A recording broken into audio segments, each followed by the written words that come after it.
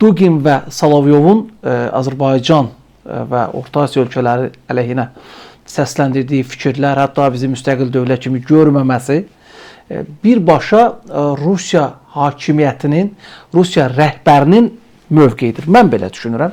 Hər halda Putinin mövqeyi olmasa, Putinin əlaltıları o cür danışa bilməzlər. Bizim müstəqilliyimizi əlimizdən almaqla hədələyirlər, təhdid edirlər. Azərbaycanı da, Orta Asiya ölkələrinə də. Rusiya nəyə güvənir, İlxan bəy? Real təhdid varmı, yoxsa sadəcə blöfdür? Baxın, Rusiya o qədər məntiqsiz addımlar atır ki, məntiqsiz siyasət yürüdür ki, 2022-ci il 22 fevral Azərbaycan və Rusiya prezidentləri 44 bəndi strateji tərəfdaşlıq haqqında bəyanata imza atırlar. 44 bənd. Bəli. Strateji tərəfdaş.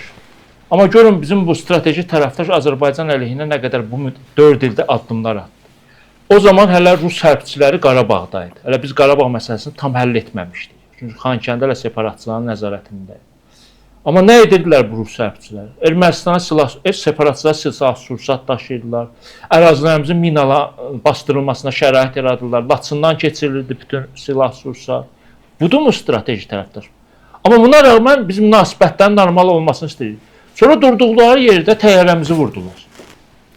Adını da qoydular ki, Ukrayna dronları havadaydı. Biz onları vurmaq istədik. Əvvəlcə boyunlarını almadılar. Bəziləri buna qəza falan deyirlər. Şəkildə qəbul olunmazdı. Onlar bizim təyyarəmizi vurublar. Bir il sustular.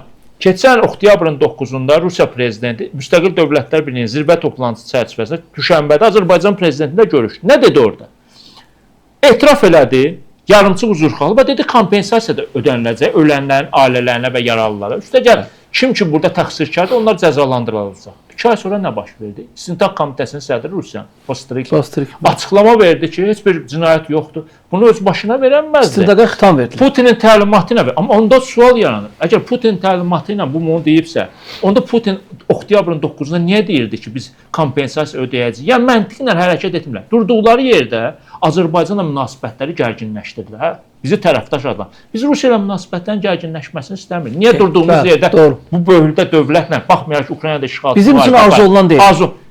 Siz etdiniz də bunu, siz etdiniz və bu təyyarə olayına aydınlıq gətirmədi, cinayətin üstünü ört-bastır etdilər. Bu azmış kimi Rusiyada yaşayan bizim diaspora təşkilatlarının rəhbərlərini dəyişməyə başladı. İkisini öldürdülər bizim belə deyək Yekaterinburqda. Cinayətin üstünü örtdülər. Bir neçəsini həbs elədilər. Bir neçəsini həbs elədilər və başladılar nə etməyə? Rusiyanın müxtəlif şəhərlərində diaspora rəhbərləri öz adamlarını dəyişməyə. Elə adamları rəhbər qoydular ki, ancaq Rusiya hakimiyyətinə bağlı olsun. Halbuki o diasporaların əsas məqsədlərindən biri də öz tarixi vətənlərini əlaqəni sıxlaşdırmaqdır. Rusiya bunu istəmir.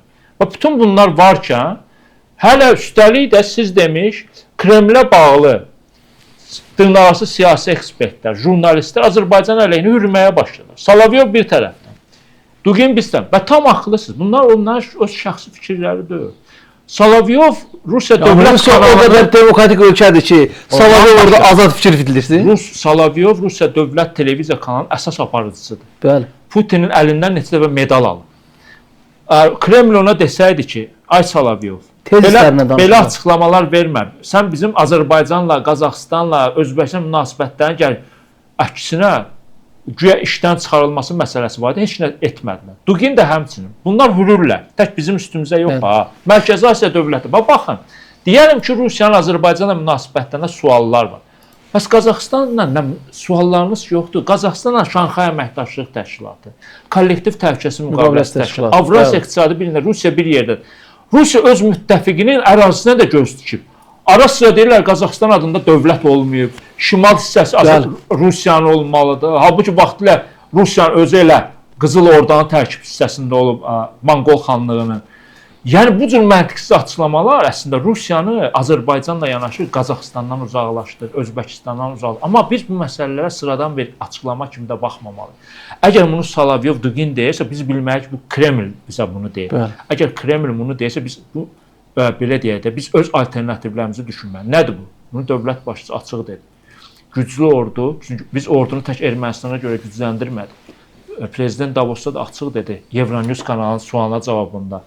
Dedi, Azərbaycanda sabitlikdir, amma kənardan risklər var. Kənardan risklər dedikdə, dövlət başçısı böyük ehtimalla Rusiya və İrandan olan riskləri nəzərdə tutur. İran da qarışıb, Rusiya müharibə aparır, bizi hədələyir və biz bilmirik Ukrayna müharibəsinin nəticəsi necə olacaq.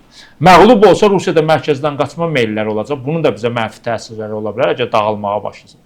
Amma Allah eləməmiş Ukraynanı parçalasalar, həqiqətən gözlərini digər ölkələrə dikəcək və Cənubi Qafqazın adını da çəkəcək. İlk növbədə Cənubi Qafqaz. Amma anlamırlar ki, indi 1920-ci il deyil ki, Qatarla gəlib Azərbaycanı işğal edəsən. Apreldə olduğu kimi. İndi o Azərbaycan deyil, Cümhuriyyətimizi əlimizdən aldılar. Amma indi Azərbaycanın güclü ordusu var 1. Türkiyə kimi strateji ortağımız var 2 ki, Şuşa bəyannaməsi var. Türkiyə inteqrasiya güclənir 3 və artıq 4-cü amil Amerika bölgədə yerləşir. Trump yolu nə deməkdir? Trump yolu tək yol demək deyil. Amerika bu yola həm Ermənistandan keçən yola sahibdir, həm yolun təhlükəsizliyi, həm də yolun keçdiyi ölkələrin təhlükəsizliyi haqqında düşünməlidir. Yəni Rusiya düşünsə, axmaq bir qərar versə ki, tutaq ki, Azərbaycana bir həmlə edirəm, artıq qarşısında tək Azərbaycanı görməyəcək. Qarşısında Türkiyəni görəcək, Amerikanı görəcək. Pakistanı görəcək. İndi 20-ci il deyir ki, Azərbaycanı təkləyəsən. Çünki o vaxt Osmanlı imperiyası dağılmış, Atatürk savaş aparır, yəni başı daxilə qarışmışdı. Dünyada müharibələr gedirdi. Rusiya şəraitdən istifadə edib Azərbaycanı və digər qonşuları işğal edir. Amma indi dünya elə deyil, reallıqlar fərqlidir. Sadəcə Rusiyada indi başqa bir xəstəlik də var. Bunlar görürlər ki, Trump ətraf bölgələri istədiyi kimi idarə etməz altına alır. Venezuela prezidentinin oğlu Venezuela neftinə sahib çıxır, Qrenlandiyanı götürmək istəyir. İndi Kubanı hədələyir. Kubanı, Kolumbiyanı, Meksikanı hədələyir.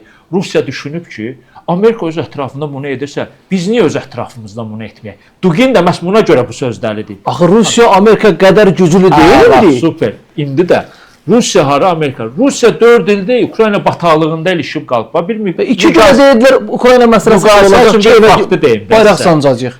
Rusların böyük vətən müharibəsi adlandırdığı müharibə 4 il çəkib. İkinci Dünya müharibəsi 6 il çəkib. 39 sentyabrında başlayıb Polşaya müdaxilə ilə faşistlərin 45-də. Amma böyük vətən müharibəsi adlandırdıqları, yəni 41-ci ilin iyununda faşist Almaniya SSR 4 il çəkib. Bu 4 ildə SSR ki, Rusiyadan daha güclü dövləti, tək ruslar yaşamıydı, Azərbaycanlar, digər millət. Faşist Almaniya sürədə qələbə çaldı, Şərqi Avropanı azad etdi, Berlinə kimi gəlib çıxdı. Amma orada tək ruslar savaşmır. Bizim 600 min soydaşımız müharibəyə getdi, yarısı geri qayıtmadı. Amma indi Rusiya bu müharibə, böyük vətən müharibəsini keçəcək müddətinə görə. Hələ Donbasda ilişib qalıb, Donbasın tamamını hələ işğal edə bilməyib. Yəni bu cür ilişib qalan müharibədə bir ölkə hələ qonşu dövlətlərə dil uzadır ki, siz mənim arxa bağçamız olacaq. Hələ getsən Ukrayna məsələləri həll elə, görə elə sən bütöv dövlət kimi qalacaqsan, yəni özünə pislik eləyir əslində. Bunları bilə-bilə niyə belə addımlar atır Rusiya? Məntiqsiz hərəkət edirlər də. Məntiq olsaydı, daxili auditoriya hesablanıb. Daxili auditoriya, məsələn, məntiq olsaydı, təyyarə vurulandan sonra dərhal üzr istəyib. Rusiya barlı dövlət kompensasiya ödəmək üçün də böyük şeydir ki, sadəcə bunlarda bu Velikarus şovinizmi var deyə biz niyə Azərbaycanda üzr istəmək? Başqa bir öz vassallar kimi görünür. Başqa bir də var. Bunlar axı müharibə dönəmində bir başqa mülki təyyarəni də vurmuşdular. Niderlanddan İndoneziyaya səhv eləmiş uçan bir təyyarə. Onu da dedilər ki, biz vurmamışıq. Bunlar yəqin düşünüblər ki, Azərbaycanın vurulan təyyarəsinə görə tam kompensasiya ödəsək, o təyyarəyə görə ödəməli olacaq. Qardaş, sən bu cür pisliklər eləyirsən hamıya. Yəni sən bu pisliklər eləyə-elə tərəfdaşın qalmır. Kimdir tərəfdaş? Valla Çin adlandırılır. Çin Rusiyanın tərəfdaşıdır. Çinin gözü Sibirdədir. Rusiya Çindən Ukrayna müharibəsinə görə Çindən asılı vəziyyətə gəlib düşür. Rusiya neftini ucuz şəkildə Avropaya sata bilmədi. Ucuz şəkildə Hindistana və Çinə satır. Hindistana da Amerika hədələyib. Hindistan artıq azaldıb Rusiyada neft alışını. Baxmaq ki, ucuzdur. Çin də istəyir, bəzən alır, istəyir, almır. Yəni Rusiya bu cür ağır vəziyyətdə. Və müharibə qurtarandan sonra Rusiya hələ çətinliklər gələcəkdə gözləyir. Məsələn, Putin bir açıqlaması oldu. Təxminən 2 həftə öncə.